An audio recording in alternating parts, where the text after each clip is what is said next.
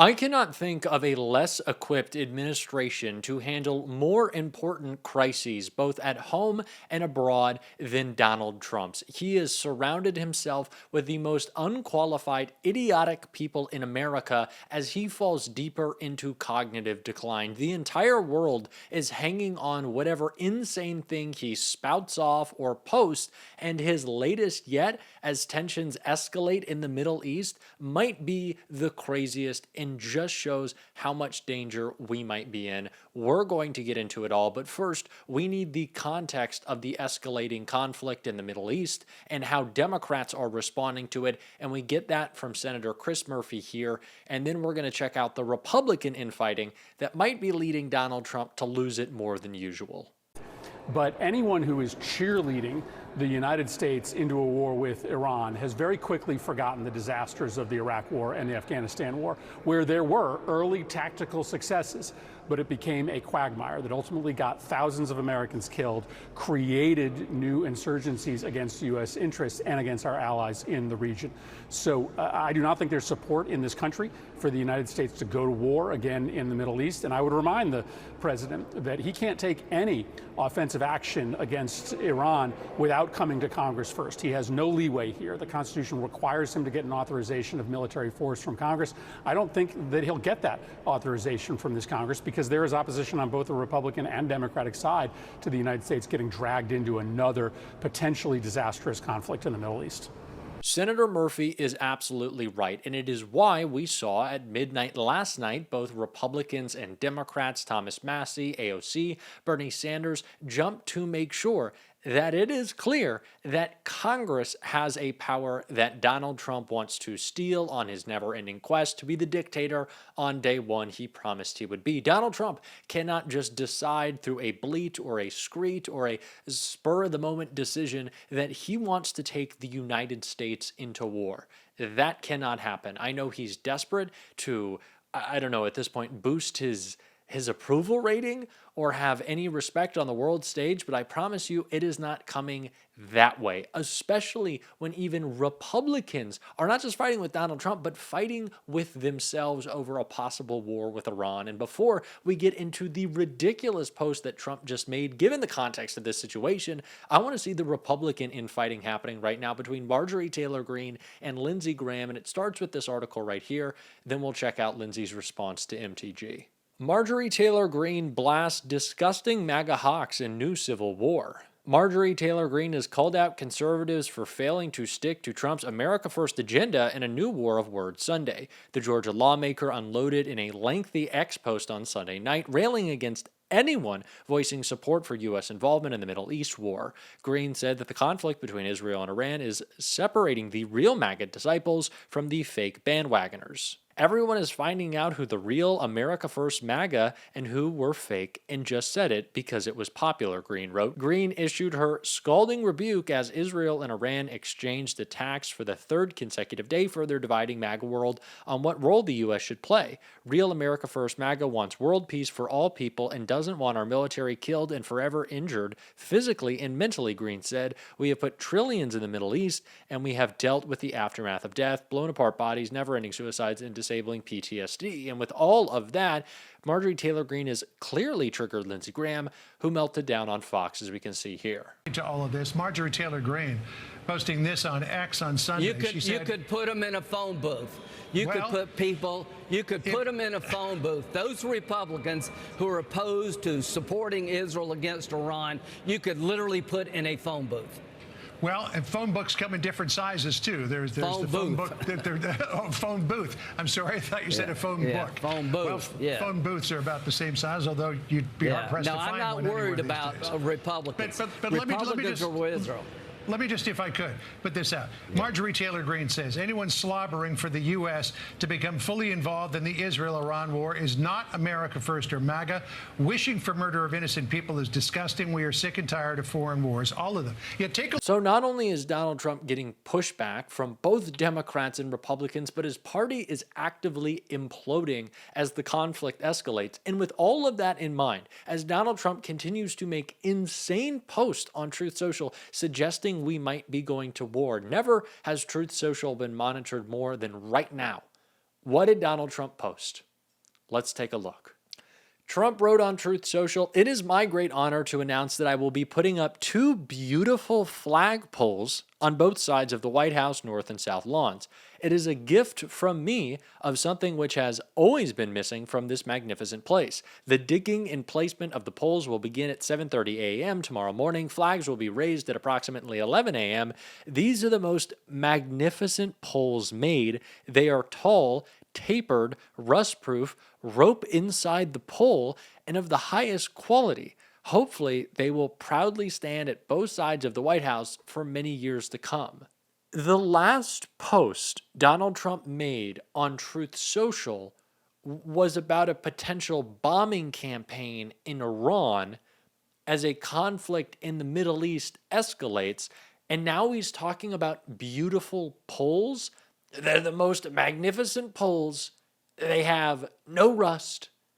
What are we doing? This is a madman who is trigger happy with his tiny thumbs to send off whatever bleat will send the world into chaos, and he's talking poles? I am deeply worried about what the next Truth Social post might be.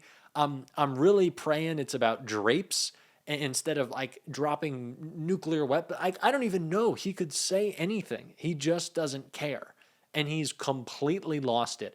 How in the world are we potentially going to war while our president focused on polls and our defense secretary is focused on putting back cocktails? It's not even funny. And Kristi Noem is in the hospital right now because her lip filler gave an allergic reaction. I don't know if that's actually a true report. I've seen people speculating, but this is the current state of things. What is happening? This is absolute insanity. It is absolute insanity. And we think the foreign policy is bad. Things at home aren't much better with Donald Trump's agenda. And Chris Murphy made sure we all knew that. You heard from him earlier in the show. I'm going to close with what he had to say about Donald Trump's disgusting agenda. This clip right here. Because as written, it makes life infinitely harder for the very people that we are supposed to be fighting hardest for, the people who are working every day, playing by the rules, often dealing with traumas and difficult life circumstances. And for what? In order to enrich at disgusting new levels the folks who life has treated pretty well, the people at the very, very top of our income pyramid. You know, depending on how you cut the analysis, the percentage of Americans who are going to lose money differs, but it's an extraordinary number of low-income and middle-income Americans. Upwards of 40% of all American households, if this bill is implemented, will be poorer because of it. Well, the very rich and the very affluent will be much richer.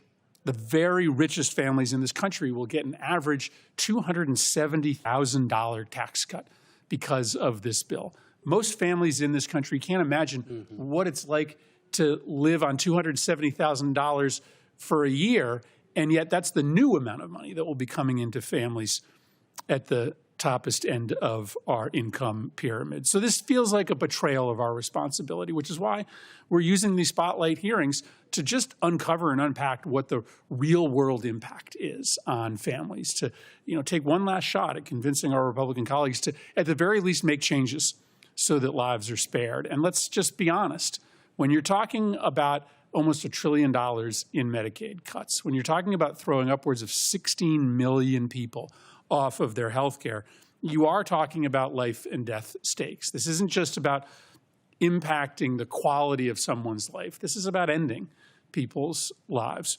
One research estimate is that 42,000 lives could be lost each year because of the disenrollments in Medicare and the marketplace coverage. Just to give you a sense as we turn to our witnesses of the scope of this, because I know the numbers we throw around are kind of hard to understand. What does $1 trillion of cuts look like? What does it mean if 16 million people lose their health care? If 16 million people lose their health care, that's the equivalent population of the entire population of Idaho, West Virginia, Hawaii, New Hampshire, Maine, Montana, Rhode Island, Delaware, South Dakota, North Dakota, Alaska, Washington, D.C., Vermont, and Wyoming combined. That is a healthcare cataclysm. And that doesn't happen without the impact being so significantly deep, even on those people who still retain care. Because the estimate also suggests that because of all of this withdrawal of money out of the system, especially the system that supports care for folks on the margins of our economy, up to 340 rural hospitals could close. 33 hospitals in Louisiana could close. 35 hospitals in Kentucky could close. 40% of the rural hospital capacity in Alaska could disappear if this bill is passed. So even if you keep your coverage, even if you were lucky enough not to be one of the people that are thrown off their care, your life could be impacted because your ability to get your loved one to an emergency room when you need it could disappear. I want to thank Tim. I want to thank my colleagues who are going to arrive as you give your testimony for the questions that they will ask. We literally just moments ago got a new updated Congressional Budget Office analysis, and the news doesn't get better, Senator Kaine. It just keeps on getting worse. This new analysis says that the deficit impact on the country will be even bigger, now looking at $3.7 trillion in additional deficits, that the bill is going to increase interest rates. So on top of the fact that you're going to lose your health care, you're going to lose your nutrition benefits, you're going to watch the rich get richer, you're also going to pay more to get into that first house, to be able to borrow to put your kid through college. This is a really important hearing, and I'm looking forward to the witnesses helping us to tell the story of what's going to happen on the ground. I am just concerned. I'm more than concerned. I don't want to sound like Susan Collins. I'm freaking out. This is just, it's hard to come up with the words. I know that's kind of my job, but it is complete incompetency. And none of these people really seem to care about anything except themselves as the MAGA Civil War breaks out and they're all kind of eating their own. You don't know which direction it's going in. The chaos is crippling and it is exhausting. How are we in this place? Who voted for this man? I don't know. Even MAGA is starting to work at it at this point, and I'm not shocked. Actually, I am, because they usually don't do that. But I'm glad they're learning their lesson. I wish it had been earlier, though. I don't know. We're going to cover it all. If you want to support that, as always, you can hit that subscribe button, leave a like on this video, and if you stuck around to the end, drop a blue heart in the comments. He was tweeting about polls. Oh, gosh. And until next time, I'll see you soon.